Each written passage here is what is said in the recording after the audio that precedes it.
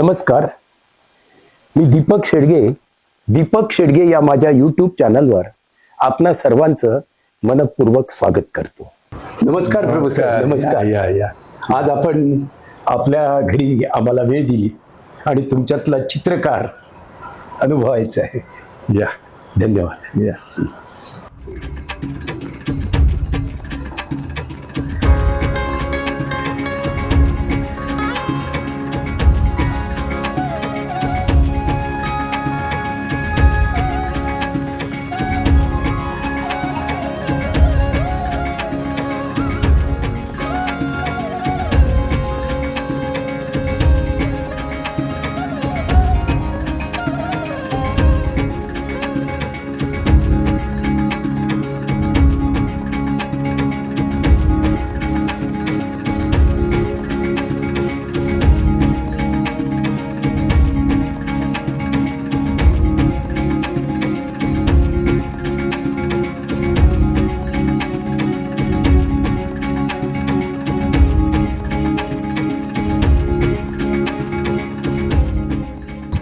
आज आपण भेटतो सुप्रसिद्ध आर्किटेक्ट श्री चंद्रशेखर प्रभू यांना.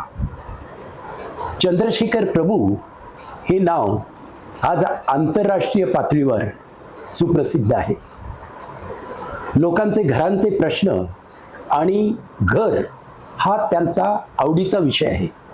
परंतु या पलीकडे देखील या सामाजिक चळवळीत काम करत असताना त्याच्या पलीकडे देखील त्यांच्यामध्ये एक कलावंत आहे जो कोणालाही विशेषतः माहीत नाही. तो म्हणजे त्यांच्यातला चित्रकार. ते अतिशय चांगलं पेंटिंग करतात. त्यांची पेंटिंग्स आंतरराष्ट्रीय पातळीवर वाखाणलेली आहेत. तर आज आपण गप्पा मारणार आहोत त्यांच्याशी, फक्त त्यांच्या पेंटिंग विषयी, चित्रकलेविषयी. नमस्कार सर. नमस्कार. नमस्कार. खूप बरं वाटलं मला तुमच्या घरात येऊन. मला असं वाटतंय की तुम्ही या चित्रांच्याच घरात राहत आहे. असं घर मी कोणाचं पाहिलं नाही. काय कॉन्सेप्ट आहे तुमची या घरामागची? म्हणजे ही 20 चित्र जवळजवळ तुम्ही छतावर लावली आहेत, समोर लावली आहेत. चित्रकला ही माझ्या आयुष्याचं प्राथमिक सूत्र आहे असं मी समजतो.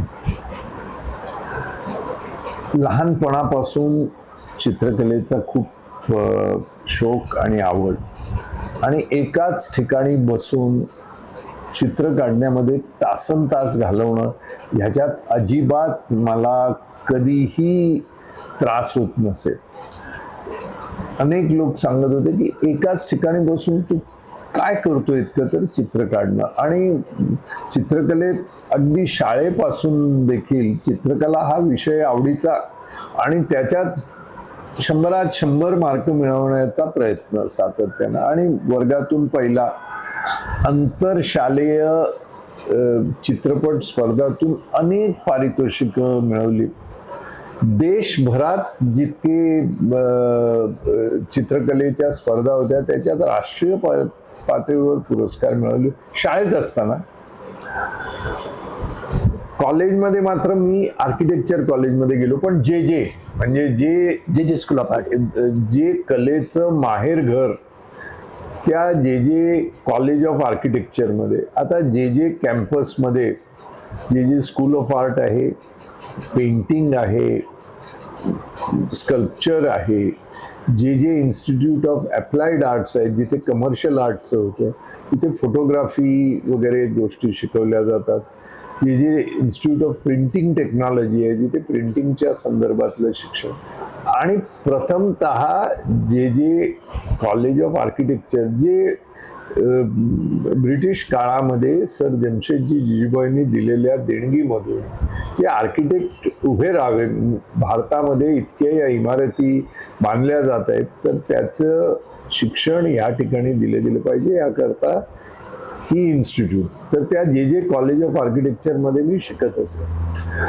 पण जरी जे कॉलेज ऑफ आर्किटेक्चरमध्ये जरी शिकत असलो तरी स्कूल ऑफ आर्टमध्ये ते पेंटिंग जे करत होते म्हणजे मॉडेल्स ठेवून त्यांना समोर बसून पेंटिंग जी मुलं करत होते त्याचं मला खूप कुतूहल वाटायचं. मी वारंवार तिथे जायचो. जे कॉलेज ऑफ आर्किटेक्चरमध्येही 2 भाग होते. एक डे कॉलेज ज्याच्यात मी होतो, साधारणपणे 9च्या दरम्यान 9-9:30च्या दरम्यान वर्ग सुरू व्हायचे आणि संध्याकाळपर्यंत चालायचे. एक मॉर्निंग कॉलेज होते की जे सकाळी येऊन 9 वाजेपर्यंत म्हणजे 6 वाजल्यापासून 6:30 वाजल्यापासून 9 वाजेपर्यंत जे शिक्षण घेतात आणि मग दिवसभर नोकरी करणार, त्यातून 4 पैसे कमवून हे करणार, यांच्याकरता होतं. तर मी डे कॉलेजमध्ये होतो. पण मॉर्निंग कॉलेजचे प्रिन्सिपल होते प्रोफेसर विजयकर. हो. आणि त्यांचा ते अप्रतिम कलाकार होते आणि आर्टिस्ट होते. म्हणजे आर्किटेक्ट तर होते पण आर्टिस्ट होते. आणि ते आम्हाला पेंटिंग हा विषय आर्किटेक्चरमध्ये शिकवतो. हो. तर त्यांच्या शागिर्दीत म्हणजे त्यांनी फर्स्ट इयर मधूनच माझा हात पाहून त्यांनी मला मदत करायचं ठरवलं. आणि मग जे स्कूल ऑफ आर्ट्स मध्ये मोठे मोठे जे शिक्षक होते, मग बाबुराव सडवलकर किंवा काय, ह्यांना शिकवताना किंवा ह्यांच्या वर्गात परवानगी न घेताना काही वेळा परवानगी घेऊन बसून ते काय सांगतात, कसं करतात. जे स्कूल ऑफ आर्टचा डीन हा जेच्या कॅम्पस मध्येच राहायचा. तिथे त्यांचा बंगला होता. गंमत अशी, कोण होते डीन त्यावेळी? अनेक डीन होते वेगवेगळे. बाबुराव सडवलकर हे डीन होते काही काळ, आणि त्यांच्या आधीचेही होते, हनुमंते होते, त्यांच्या नंतरचेही अनेक डीन होते. आणि ते त्या बंगल्यात राहायचे.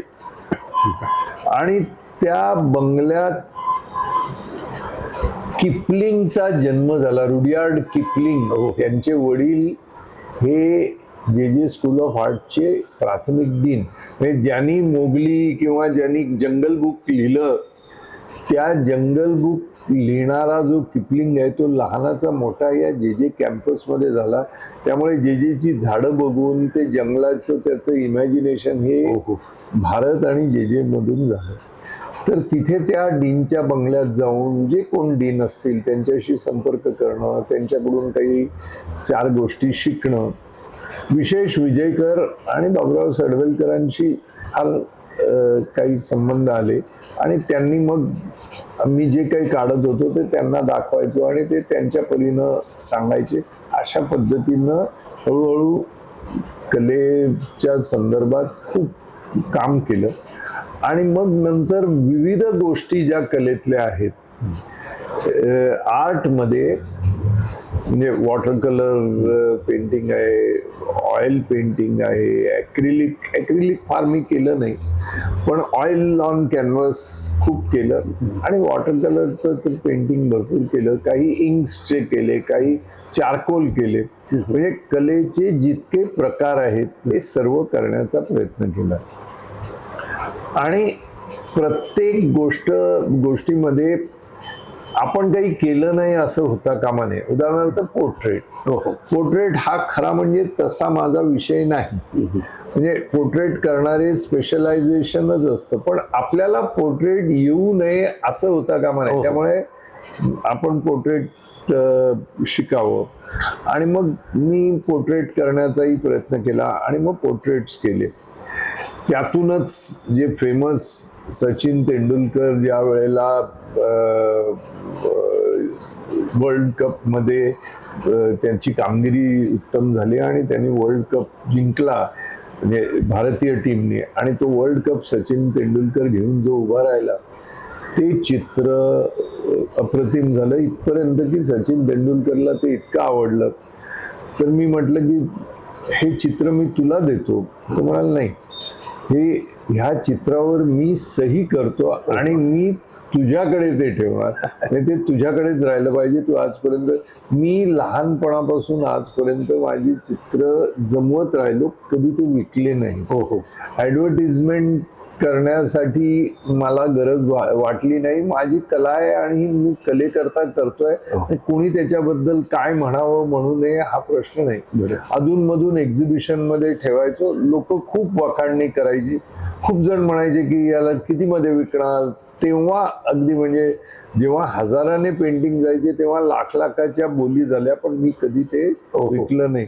जिथे कुठे आर्ट गॅलरीत ठेवलं तिथे सोल्ड पेंटिंगना लाल बटन लावण्याची पद्धत होती. तर माझ्या सर्व या पेंटिंग्स घरून जात असताना लाल बटन लावूनच जायचे. आणि म्हणजे कोणाशी परत ते विकण्याच्या संदर्भात हे करू नये.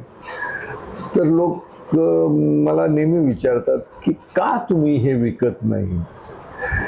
लहानपणापासून पुरुष असल्यामुळे, पुरुष जन्म असल्यामुळे निर्मिती जी करणं आहे ही स्त्रिया स्वतः जन्मदात्या आहेत. आई, पुरुष असा जन्म देऊ शकत नाही. पण माझा समज असा होता की मी ह्या पेंटिंगना जन्म देतो. त्यामुळे ही पेंटिंग्स ही माझी मुलं आहेत. आणि आपली मुलं जी आहेत ती कोणाला विकावी हे मला पटत नव्हतं.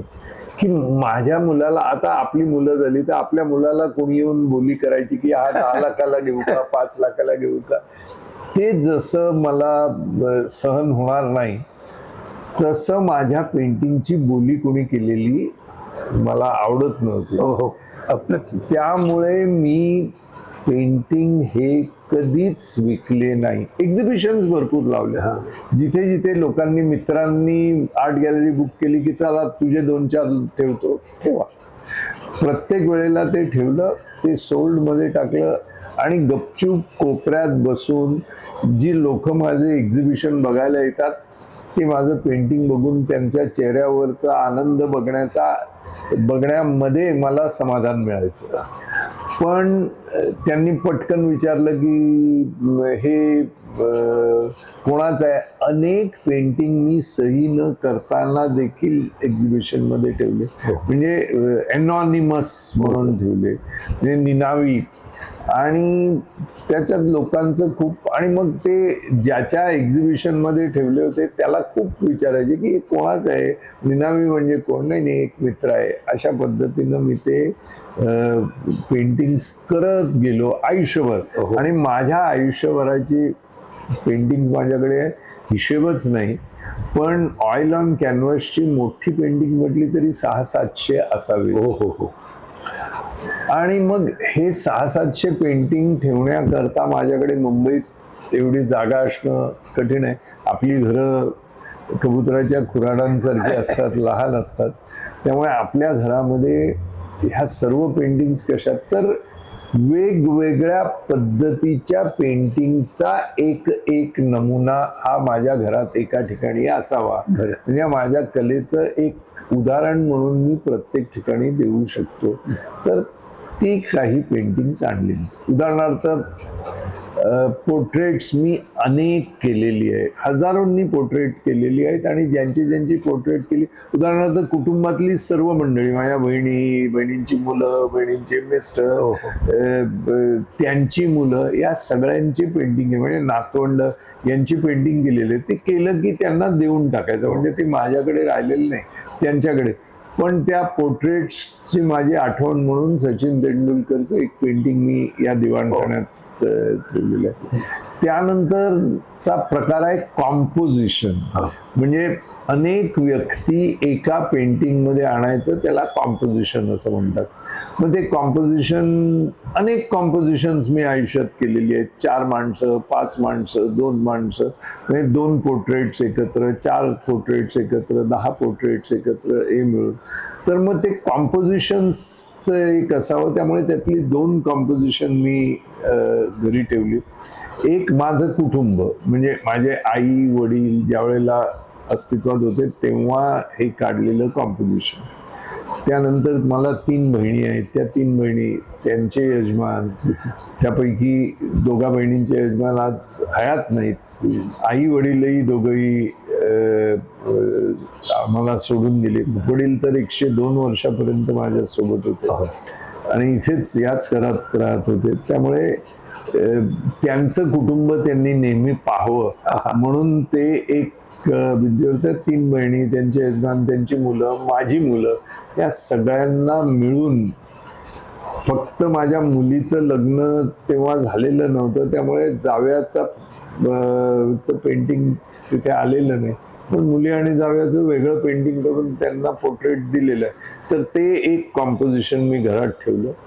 आणि भारताने वर्ल्ड कप जेव्हा जिंकला, सचिन तेंडुलकर त्या ज्या टीम मध्ये होता, त्या पूर्ण टीम त्या वर्ल्ड कप जिंकल्यामुळे जो जल्लोष करत होते, त्या जल्लोषाचा एक पोर्ट्रेट मी ठेवला. तो माझ्या दिवाणखान्यामध्ये. माझ्या वडिलांचे 100 वर्ष पूर्ण झाली त्यावेळेला शताब्दी पूर्तीला मी कविता लिहिल्या वडिलांवर. इंग्रजीत लिहिल्या, हिंदीत लिहिल्या, मराठीत लिहिल्या. त्यातली मराठीतली एक कविता ही मी माझ्या दिवाणखान्यात ठेवावं म्हणून ठरवलं. त्यानंतर माझा छंद हा अभ्यासात त्याचं रूपांतर झालं. म्हणजे भारतीय संस्कृतीत असणारी यंत्र, म्हणजे सुरुवातीला 5000 वर्षापूर्वीपासून अगदी वेदांपासून त्या यंत्राचं विषयी बोललं गेलं की यंत्र हेच आयुष्य आहे आणि यंत्राच्या माध्यमातून ही संस्कृती बळावली. त्यामुळे या यंत्रांचा अभ्यास करावा असं मला वाटलं. म्हणजे 5000 वर्षापूर्वी ही यंत्र दगडात कोरली गेली होती. तर त्या दगडातून, म्हणजे आधी शिलालेख होते त्याचे, त्यानंतर ती यंत्र त्यातून मग ती मेटलवर आली, ती धातूवर आली, त्यानंतर ती चांदीत आली, सोन्यात आली, स्फटिकात आली. पण यंत्राची पूजा म्हणजे देवदेवतांची पूजा करण्यापेक्षा त्यांच्या यंत्र हे प्रतीक, देवांची प्रतीक आहे. म्हणजे सामान्य माणसाला देवाचं चित्र काढणं कठीण होतं. त्यामुळे चित्र काढण्याऐवजी त्या देवाचं यंत्र असावं आणि यंत्रामध्ये ती देवाची शक्ती आणि ताकद त्याच्यात असते, असा तो आहे. त्यामुळे यंत्रांचा 13-14 वर्ष अभ्यास केला. म्हणजे अनेक यंत्र, उदाहरणार्थ श्रीयंत्र हे सर्वात श्रेष्ठ यंत्र मानलं जातं. तर श्रीयंत्र, महामृत्युंजय यंत्र, गणेश यंत्र, शिवयंत्र, अशी वेगवेगळी यंत्र, सुदर्शन यंत्र, तर ही अनेक यंत्र मी काढली आणि यंत्राची पूर्ण सिरीज 28 ते 30 यंत्र मी वेगवेगळा अभ्यास करून वेगवेगळ्या यंत्र. हा रिसर्च करायला तुम्हाला खूप वेळ लागला? 14 वर्ष लागली. आणि केवळ भारतातच नव्हे, आता उदाहरणार्थ श्रीयंत्र करण्यासाठी जिथे जिथे विष्णूची पीठं आहेत त्या सगळ्या ठिकाणी जावं लागलं. महामृत्युंजयाचा अभ्यास करण्यासाठी जितकी ज्योतिर्लिंग आहे, प्रत्येक ज्योतिर्लिंगात जाऊन तिथले जे स्क्रिप्चर्स आहेत, तिथले जे शिलालेख आहेत, तिथले जे अभ्यास आहे, त्याचा अभ्यास करून महामृत्युंजयाविषयीची माहिती, त्याच्या यंत्राविषयी माहिती, ते यंत्र कसं निर्माण करावं याविषयी माहिती, या सर्व गोष्टींचा सविस्तर अभ्यास केला. चित्र काढणं अनेक लोकांना जमतं. म्हणजे हातात कला असली की चित्र काढू शकतात. हजारो, लाखो, कोट्यावधी लोक चित्र काढू शकतात आणि त्यांच्या हातात कला उत्तमही असू शकते. पण चित्रामागील विचार करून, त्याचा अभ्यास करून, त्या अभ्यासातून निर्माण झालेलं, म्हणजे 10-15 वर्षाच्या अभ्यासातून निर्माण झालेलं चित्र ही क्वचितच कोणी करतं.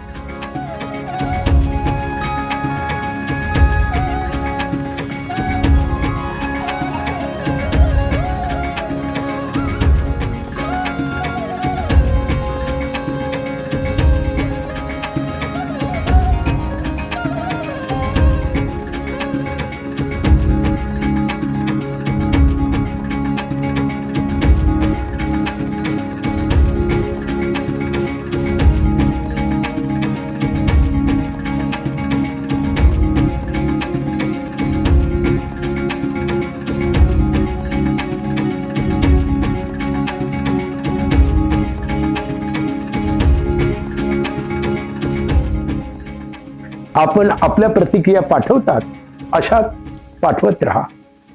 आणि अजूनही आमचं चॅनल सबस्क्राईब केलं नसेल तर ताबडतोब सबस्क्राईब करा, लाईक करा आणि आपला अमूल्य अभिप्राय दीपक शेडगे युट्यूबच्या इनबॉक्स मध्ये पाठवायला मात्र विसरू नका. पुन्हा भेटू नव्या कार्यक्रमात. तोपर्यंत नमस्कार.